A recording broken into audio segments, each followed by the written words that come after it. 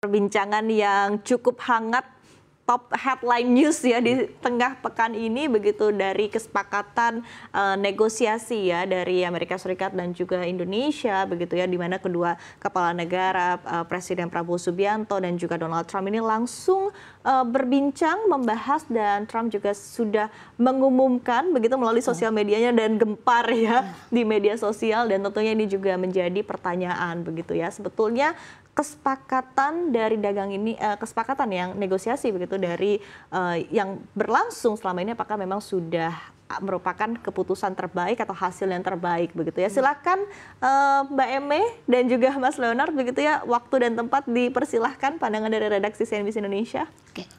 Kalau untuk kita lihat ya dari awal sih, untuk sementara kita melihat ini pencapaian bagus, karena daripada 32 jadi 19 itu tentu pencapaian, karena artinya kan itu ada pengurangan sekian persen yang harus kita bayarkan masuk ke Amerika ya. Nah, seperti tadi disebutkan, Pak Presiden juga bilang masih akan terbuka negosiasi lanjutan.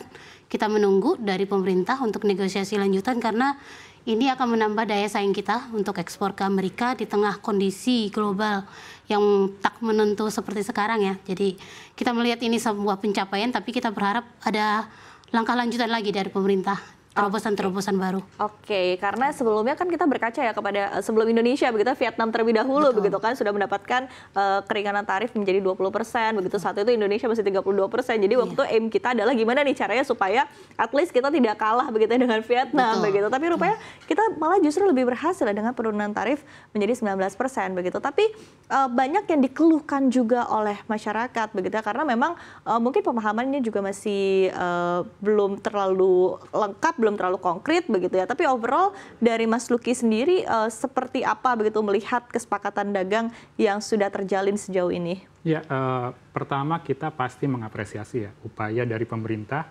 bagaimana akhirnya menghindari peluru 32% itu menjadi 19% ya.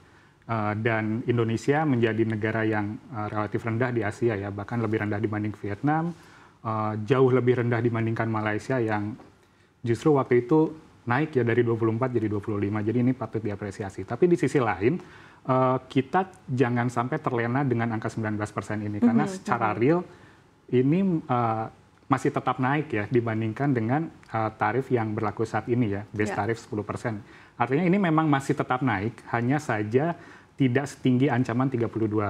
Jadi menurut saya memang perlu cermati lagi ya, perlu dipikirkan lagi ke depan bagaimana memitigasi tarif 19% ini, karena pasti akan ada banyak perubahan dalam apa ya, praktik perdagangan kita dengan Amerika ya, bahkan bisa mempengaruhi perdagangan kita dengan negara-negara lain yang produknya mungkin sejenis dengan Amerika. Jadi kita pun masih menunggu ya detailnya ya dari pemerintah, bagaimana detailnya tarif yang diberlakukan untuk Indonesia dan apa saja timbal balik yang kita berikan ke Amerika secara detail ya. Kita masih menunggu. Oke, tapi overall yang mungkin juga banyak digaungkan begitu ya oleh masyarakat, ini adalah kebijakan yang dari Amerika Serikat begitu ya, ekspor ke Indonesia ini 0% begitu ya, sehingga ada kekhawatiran juga tentunya untuk produk-produk kita bisa bersaing begitu. Nah, seperti apa pandangannya berkaitan dengan hal ini, Mbak Eme?